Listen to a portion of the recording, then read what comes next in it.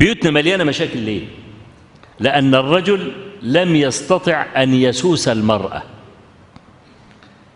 وأنا بقول للرجل يسوس المرأة ليه؟ لأن الله عز وجل جعل له عليها درجة وجعل له القوامة عليها. يبقى إذن الله عز وجل خلقك وفيك من الصفات ما تستطيع أن تسوس امرأة.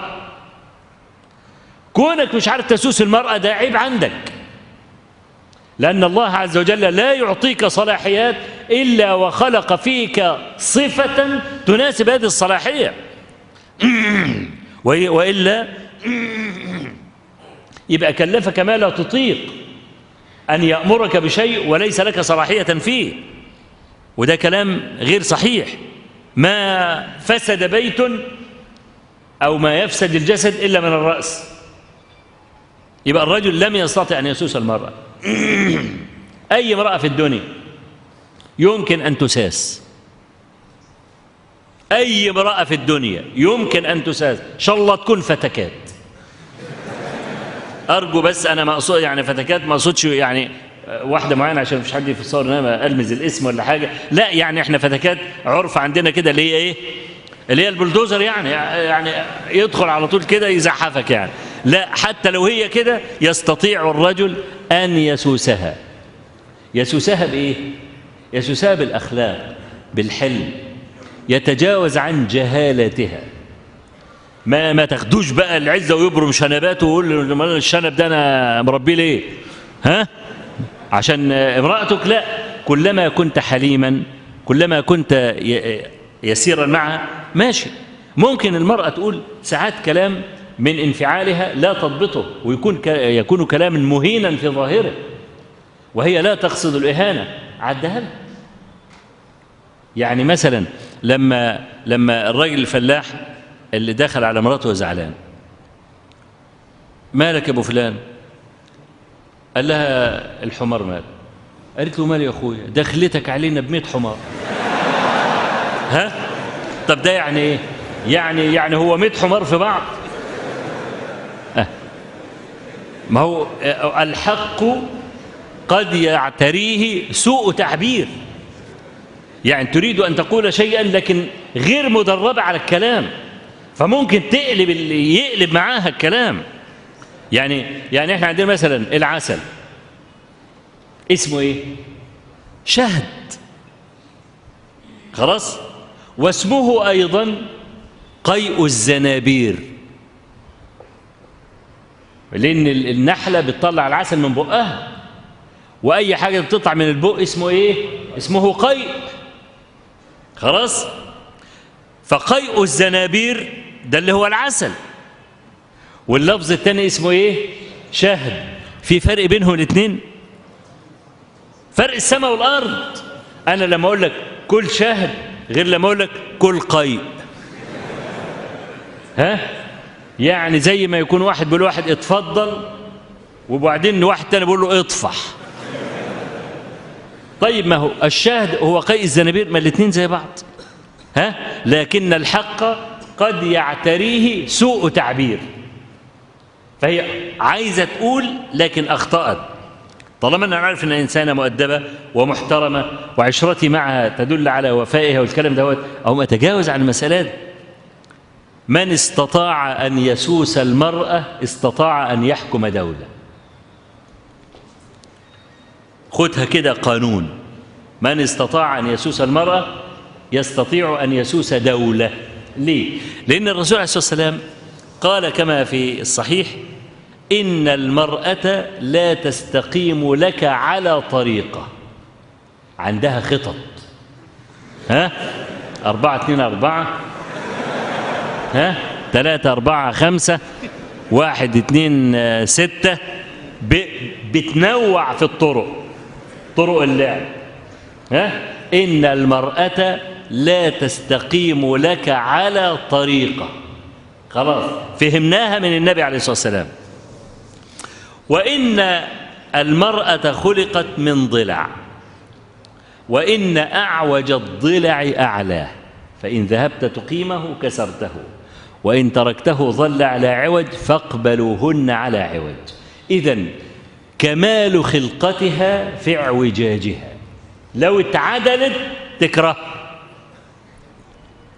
شوف العجب، أن يكون كمالها في نقصها، واحنا نعرف الكمال ضد النقص، لكن شوف العجب بقى، خلقت من ضلع أعوج. الضلع الأعوج أنا مثلا هنفسره بكده، يعني الضلع العدل يعني كده أو كده، خلاص، ده هي مخلوقة كده أعوج، وانت مخلوق كده، تمام؟ طيب عايزين نعيش، مش عايزين نعمل مشاكل. لو انت دخلت كده ايه اللي يحصل؟ مشاكل، لان في فراغ اهو، في فراغ، في مسافة بيننا احنا الاثنين. امتى ما يبقاش في مشاكل لما تتعوج انت، صح؟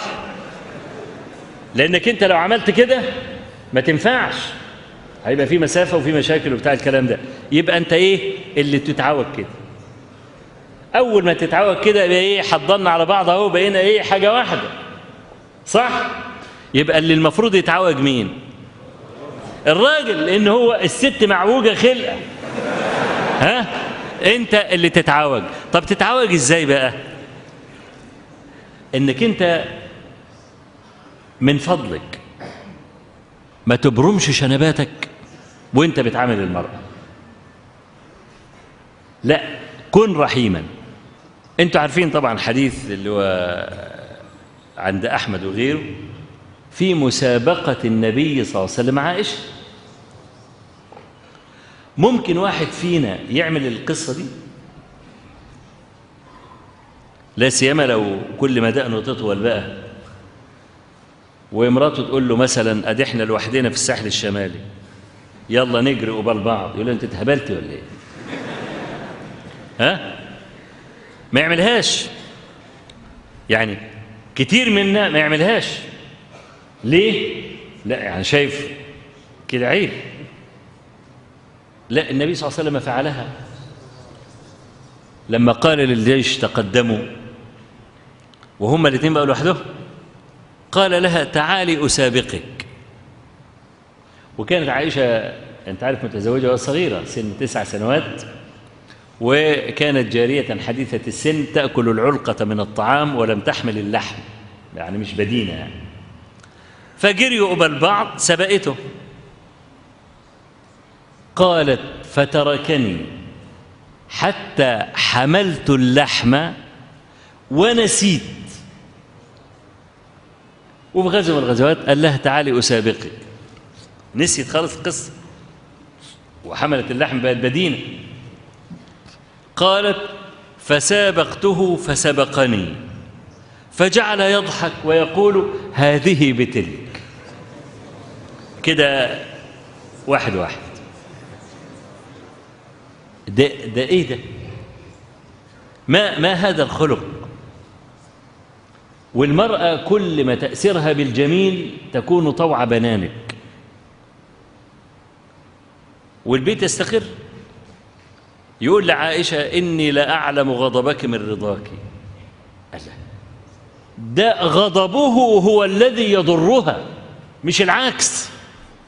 لو الدنيا كلها غضبت على النبي ورضي الله عنه يبقى هم مع السلامة، لكن لما يقول لها إني لأعلم غضبك علي، غضبك من رضاك، تقول وكيف ذلك يا رسول الله؟ يقول إذا كنت علي غضبة تقولين لا ورب إبراهيم، وإذا كنت عني راضية تقولين لا ورب محمد. فيوم يقول لها إيه؟ فتقوم تقول له إيه؟ والله ما أهجر إلا اسمك. كتر ما زعلانة منه مش عايزة تقول اسم. ورب إبراهيم ورب محمد صلوات الله على الجميع واحد، لكن تتنكب ذكر اسمه ولا يغضب منها أبدا.